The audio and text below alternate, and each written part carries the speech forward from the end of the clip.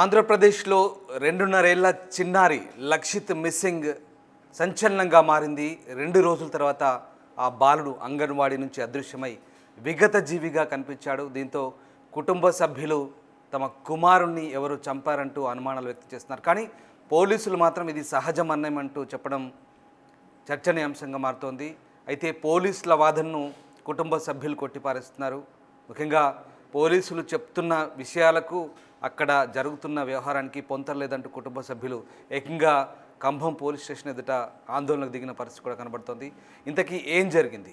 ఇంటి నుంచి అంగన్వాడీకి బయలుదేరి అంగన్వాడీలో అదృశ్యమైన లక్షిత్ కంది పొలాల్లో విగత జీవిగా ఎలా మారాడు, అసలు ఏం జరిగింది, పిన్ టు పిన్ మీకు చెప్పే ప్రయత్నం చేస్తాను. సరిగ్గా 8వ తేదీన 11:30 ఉదయం లక్షిత్ అంగన్వాడీ కేంద్రానికి వెళ్ళాడు. వాస్తవానికి లింగోజిపల్లి గ్రామం లక్షిత్ అమ్మమ్మల ఊరుగా చెప్తున్నారు. వాళ్ళ అమ్మ అక్కడికి డెలివరీకి రావడంతో ఈ చిన్నారి అంగన్వాడీ స్కూల్లో చేర్పించింది. అయితే అంగన్వాడీలో 11:30 ప్రాంతంలో బయటికి వెళ్ళిన లక్షిత్ సరిగ్గా అక్కడి నుంచి వెళ్తూ మార్గమధ్యంలో ఒక చిన్నారి 4 ఏళ్ల చిన్నారి తనకు కనిపించాడని, ఎక్కడికి వెళ్తున్నావు అని అడిగితే తన చేయి కొరికాడంటూ కూడా సమాచారం ఇస్తుంది. కానీ అటు తర్వాత లక్షిత్ అక్కడి నుంచి 200 మీటర్ల దూరంలో ఉన్న ఒక ప్రాంతానికి వెళ్ళాడు. అక్కడి నుంచి తిరిగి మళ్ళీ మరొక ప్రాంతానికి వెళ్ళాడు. ఆ ప్రాంతంలో అక్కడ లక్షిత్ చెప్పులు దొరికాయి. అక్కడి నుంచి మరొక 2 కిలోమీటర్ల దూరంలో విగత జీవిగా మనకు కనిపించిన పరిస్థితి. ఇదంతా కూడా 2 రోజుల పాటు కొనసాగింది. 8వ తేదీన మిస్ అయితే తిరిగి 10వ తేదీన లక్షిత్ డెడ్ బాడీతో సహా కనిపెట్టిన పరిస్థితి మీకు మొత్తం చెప్పే ప్రయత్నం చేస్తాను. ఒకసారి ఇది లక్షిత్ నివాసము. లక్షిత్ ఉంటున్న గ్రామం ఇది లింగోజిపల్లి. పొదిలి శ్రీను సురేఖ దంపతుల కుమారుడైన లక్షిత్ 2.5 ఏళ్ల వయసు. ఇది లక్షిత్ నివాసము. అక్కడి నుంచి లక్షిత్ సరిగ్గా అంగన్వాడీ కేంద్రానికి 8వ తేదీన బయలుదేరి వెళ్ళాడు. ఇది అంగన్వాడీ కేంద్రము. సరిగ్గా లక్షిత్ ఇంటికి అంగన్వాడీ కేంద్రానికి 200 మీటర్ల దూరం ఉంటుంది. ఇది సరిగ్గా కూర్చోండి. ఇక్కడ నుంచి లక్షిత్ ఇంటి నుంచి అంగన్వాడీ కేంద్రానికి 200 మీటర్ల దూరంలో ఉంటుంది. అయితే ఇక్కడ నుంచి ఈ అంగన్వాడీ కేంద్రం నుంచి మిస్ అయిన లక్షిత్ ఎక్కడికి వెళ్ళాడు? ఇది చెప్పులు దొరికిన ప్రాంతము.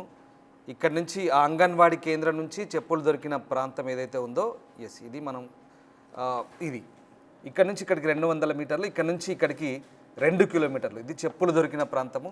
ఈ ప్రాంతానికి ఎలా వెళ్ళాడనేది మనకు అంత చిక్కని ప్రశ్న. ఇక్కడ నుంచి ఒకసారి మనం కనుక చూస్తే కనుక చాలా క్లియర్గా అర్థమవుతుంది. ఇక్కడ నుంచి నడకదారి ఉంది. నడకదారి చాలా క్లియర్గా కనిపిస్తుంది. అంగన్వాడీ కేంద్రం నుంచి ఈ ప్రాంతం అంతా కూడా నడకదారి. ఇక్కడికి 2 కిలోమీటర్లు ఉంటుంది. స్లిప్పర్స్ దొరికిన ప్రాంతం. సో ఇక్కడ నుంచి ఇది అంగన్వాడీ కేంద్రం 200 మీటర్లు, ఇక్కడ నుంచి ఇది 2 కిలోమీటర్లు. తర్వాత ఏం జరిగింది? ఈ స్లిప్పర్స్ దొరికిన ప్రాంతం నుంచి లక్షిత్ మృతదేహం కనుగొన్న ప్రాంతం ఇది కంది పొలాలు. ఇక్కడ కూడా అక్కడి నుంచి ఇక్కడికి దాదాపు 2 కిలోమీటర్ల దూరంగా చెప్తున్నారు. ఇక్కడ నుంచి ఈ స్లిప్పర్స్ దొరికిన ప్రాంతం నుంచి ఈ మృతదేహం దొరికిన ప్రాంతానికి 2 కిలోమీటర్లు చెప్తున్నారు. ఒక్కసారి మనం ఈ మధ్యలో ఏముందో ఒకసారి చూద్దాం. ఈ మధ్యలో ఇదంతా కూడా ఒక నిర్మానుష్య ప్రదేశం. ఇదంతా నిర్మానుష్య ప్రదేశం. ఇక్కడ లింగోజిపల్లి నుంచి సూరేపల్లి గ్రామానికి మధ్యలో ఉంటుంది. ఇది నిర్మానుష్య ప్రదేశం. ఈ మధ్యలో చెప్పులు దొరికిన ప్రాంతం అంతా కూడా ఇక్కడ ఒక వాగు లాంటి ప్రాంతం ఉంటుందని చెప్తున్నారు. ఈ వాగు కాలువ ఉంటుంది. ఒకసారి ఇది చూడండి. ఇక్కడ సరైన బాట కూడా లేదు. ఇక్కడ నుంచి ఒక వాగు లాంటి ప్రాంతం ఉంటుంది. ఇక వాగు ఈ కాలువ దాటి నిజంగా లక్షిత్ ఎలా వెళ్ళగలిగాడు? ఇది చాలా అంత చిక్కని సమస్య. ఇక్కడ ఒక్కసారి మీకు మొత్తం ఓవరాల్గా చూపించే ప్రయత్నం చేస్తాను. మళ్ళీ ఒకసారి చూపిస్తాను. ఇది లక్షిత్ ఇల్లు. ఇటు నుంచి 200 మీటర్లో అంగన్వాడీ కేంద్రం, ఇటు నుంచి 2 కిలోమీటర్ దూరంలో చెప్పులు దొరికిన ప్రాంతం, అటు నుంచి లక్షిత్ డెడ్ బాడీ దొరికిన ప్రాంతం. మీకు మళ్ళీ ఎక్స్ప్లెయిన్ చేస్తాను ఓవరాల్గా. ఇది లక్షిత్ చెప్పులు దొరికిన ప్రాంతం, దానికంటే ముందు అంగన్వాడీ, దానికంటే ముందు లక్షిత్ ఇల్లు. ఇక్కడ నుంచి మళ్ళీ చెప్తాను. లక్షిత్ ఇల్లు ఇది, అటు నుంచి లక్షిత్ అంగన్వాడీ సెంటర్ ఇది, అటు నుంచి చెప్పులు దొరికిన ప్రాంతం ఇది 2 కిలోమీటర్లు. దాని తర్వాత లక్షిత్ మృతదేహం దొరికిన ప్రాంతం ఇది మరొక 2 కిలోమీటర్లు. అంటే ఓవరాల్గా 4 కిలోమీటర్ల దూరంలో ఆ అంగన్వాడీ సెంటర్ నుంచి 4 కిలోమీటర్ల దూరంలో లక్షిత్ డెడ్ బాడీ దొరికిన ప్రాంతం కనిపిస్తుంది. వాస్తవానికి ప్రాంతం అంతా కూడా ఇది నిర్మానుష్య ప్రాంతం. ఒక కంది పొలాల దగ్గర సూర్యాపల్లి దగ్గర ఒక మహిళ కర్రలు ఏరుకునేందుకు వెళ్ళినప్పుడు ఆ కంది కర్రలు ఏరుకుంటున్న క్రమంలో ఒక చిన్నారి మృతదేహం కనిపించింది. వెంటనే గ్రామస్తులకు అప్పగించారు. 8వ తారీఖు నుంచి ఒకసారి మళ్ళీ ఎపిసోడ్ అంతా చెప్తాను. 8వ తారీఖు నాడు సరిగ్గా 11:30 గంటల ప్రాంతంలో ఉదయం మిస్ అయ్యాడు. తర్వాత పోలీసులకు సమాచారం ఇచ్చారు. వెంటనే పోలీసులు రంగంలోకి దిగారు. మరుసటి రోజు 9వ తేదీన అంటే బుధవారం రోజు గాలింపు చర్యలు చేపట్టారు. బృందాలుగా విడిపోయారు. డీఎస్పీ ఆధ్వర్యంలో బృందాలుగా విడిపోయి గాలింపు చర్యలు చేపట్టారు. పోలీసు జాగిలాన్ని అంటే పోలీసు డాగ్స్ను కూడా మోహరించారు. అంతకంటే ముందు డ్రోన్స్తో కూడా పూర్తిగా ప్రాంతాన్ని అంతా కూడా డ్రోన్స్ ద్వారా గాలింపు చర్యలు చేపట్టారు. కానీ అక్కడ పోలీసు జాగిలాలు ఏవైతే ఉన్నాయో ఈ ప్రాంతంలో సరిగ్గా పోలీసు జాగిలాలు ఇక్కడ చెప్పులు ఇక్కడ కనుగొన్న పరిస్థితి. ఇంకా అక్కడి నుంచి అక్కడికే ఆగిపోయారు. అక్కడికే ఆగిపోయిన తర్వాత దాని తర్వాత ఏం జరిగింది? మరుసటి రోజు ఎవరైతే కందికర్రలు ఏరుకుంటున్న మహిళ ఇచ్చిన సమాచారం మేరకు ఆ ప్రాంతాలు మిగతా ప్రాంతంలో ఏదైతే అక్కడి నుంచి 2 కిలోమీటర్లు ఉన్న మరో ప్రాంతంలో ఇక్కడ అతని డెడ్ బాడీ కనుక్కోవడం జరిగింది. సో ఇదంతా ఒక మిస్టరీగా మారింది. ఒకవేళ తమ కుమారుణ్ణి హత్య చేశారంటూ వాళ్ళు మొదటి నుంచి కూడా అంగన్వాడీ టీచర్లు సిబ్బందిపైన అనుమానాలు వ్యక్తం చేస్తున్నారు. వాస్తవానికి శ్రీను సురేఖ దంపతులకు శ్రీను ఓ ఫార్మా కంపెనీలో హైదరాబాద్లో పనిచేస్తున్నాడు. సురేఖ 2వ కాన్పు కోసం పుట్టింటికి వచ్చింది.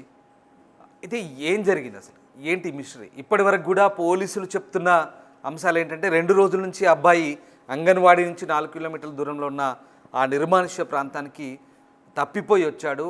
నీరు లేదు, ఆహారం లేదు కాబట్టి చనిపోయాడంటూ పోలీసుల వాదన. కానీ దీన్ని తల్లిదండ్రులు ఆ వాదనను ఖండిస్తున్నారు. ఎందుకంటే పోస్ట్ మార్టం రిపోర్ట్ కూడా అదే చెప్తుంది. ఎలాంటి హత్య జరిగిందనడానికి ఎలాంటి ఆధారాలు లేవంటూ పోస్ట్ మార్టం నివేదిక కూడా చెప్తుంది. కానీ అక్కడ కొన్ని ఆనవాళ్ళను బట్టి కొన్ని గాయాలయ్యాయి చిన్నగా, అలాగే మర్మాంగాల దగ్గర చిన్నగా రక్తం ఉన్నట్టుగా కూడా కొంతమంది చెప్తున్న పరిస్థితి. దీనికి సంబంధించి పోలీసులు ఇంకా ఎలాంటి సరైన సమాచారం పోలీసుల దగ్గర నుంచి లేదు. ఎలా చనిపోయాడు అనేది కూడా కేవలం నీరు ఆహారం దొరక చనిపోయాడంటూ పోలీసులు చెప్తున్న పరిస్థితి. కానీ తల్లిదండ్రులు దాన్ని ఖండిస్తున్నారు. ఇదంతా కూడా ఒక హత్యగా తల్లిదండ్రులు చెప్తున్నారు. ఎవరో గిట్టని వాళ్ళు చేసిన పనిగా చెప్తున్నారు. వాస్తవానికి మరి శ్రీను కుటుంబానికి ఎవరైనా శత్రువులు ఉన్నారా? ఎవరైనా డబ్బు కోసం కిడ్నాప్ చేశారా? కిడ్నాప్ చేసి హత్య చేశారా? హత్య చేస్తే కనుక 2 రోజుల పాటు ఎందుకు ఉంచినట్టు? పోనీ కిడ్నాప్ చేసి డబ్బుల కోసం చేస్తే ఫోన్ చేసి బెదిరించాల్సిన పరిస్థితి ఉంటుంది, లేదా డబ్బులు ఇవ్వని డిమాండ్ చేయాల్సిన పరిస్థితి. అలాంటిది కూడా ఏం లేదు. కానీ ఏం జరిగింది అసలు? ఈ మర్డర్ వెనుక ఉన్న మిస్టరీ ఏంటి? ఇప్పటి వరకు పోలీసులు కూడా ఛేదించలేని పరిస్థితి. అసలు ఎలా జరిగిందనే కోణంలో కూడా పూర్తి స్థాయి దర్యాప్తు జరగాల్సిన అవసరాన్ని ప్రస్తుతం తల్లిదండ్రులు కానీ స్థానికులు కానీ డిమాండ్ చేస్తున్న పరిస్థితి. మరి ఎవరు చంపారు, ఎలా చనిపోయాడు అనేది ఇప్పుడు $1 మిలియన్ ప్రశ్న. ఆ అబ్బాయి నిజంగా సహజ మరణం అయితే కనుక అంత దూరం ఎలా వెళ్ళగలిగాడు? అబ్బాయి 2.5 ఏళ్ల చిన్నారి అంత దూరం తప్పిపోయి వెళ్తుంటే ఎవరు చూడలేదా? ఎలా జరిగిందనేది ఇప్పుడు మనకు తెలియని ప్రశ్న. అసలు ఎలా అంత దూరం నడవగలిగాడు అనేది ఒక్కసారి మనం చూస్తే మళ్ళీ నేను మీకు చెప్పే ప్రయత్నం చేస్తాను. ఇది చెప్పులు దొరికిన ప్రాంతం, ఇది అంగన్వాడీ, దానికంటే ముందు వాళ్ళ స్కూల్. ఇక్కడ నుంచి స్టార్ట్ చేద్దాం. స్కూల్ దగ్గర నుంచి 11:30కి మిస్ అయ్యాడు. అంగన్వాడీ నుంచి 11:30కి మిస్ అయ్యాడు. అటు నుంచి ఇది చెప్పులు దొరికిన ప్రాంతం, ఇది పోలీస్ జాగిలాలు, అలాగే డాగ్ స్వాడ్లో దొరికిన ఆనవాళ్ళు ఇవి. అక్కడి నుంచి ఇది స్పాట్, డెడ్ బాడీ దొరికిన స్పాట్. నిజంగా ఇదంతా కూడా పోలీసులు చెప్పినట్టు సహజ మరణం అయితే కనుక ఇంత దూరం ఎలా రాగలిగాడు? అది కూడా నిర్మానుష్య ప్రదేశంలో ఒక చిన్నారి, 2.5 ఏళ్ల చిన్నారి ఎలా రాగలిగాడు అనేది ఇప్పుడు అంత చిక్కని ప్రశ్న. మరి దీనికి పోలీసులు ఏం సమాధానం చెప్తారు? వాస్తవానికి కొన్ని వార్తల బట్టి తెలుస్తుంది ఏంటంటే ఇదేదో సహజ మరణంగానే చిత్రీకరిస్తున్నట్టుగా చెప్తున్నారు. కానీ ఇదంతా నిజం కాదని తల్లిదండ్రులు చెప్తున్నారు. ఒక చిన్నారి మృతి గురించి ఒక రాష్ట్ర ముఖ్యమంత్రి కూడా ఏకంగా సమీక్షిస్తున్న పరిస్థితి. ఆ చిన్నారి ఎలా చనిపోయాడు అనేది కూడా ఇప్పటివరకు అంత చిక్కని ప్రశ్న.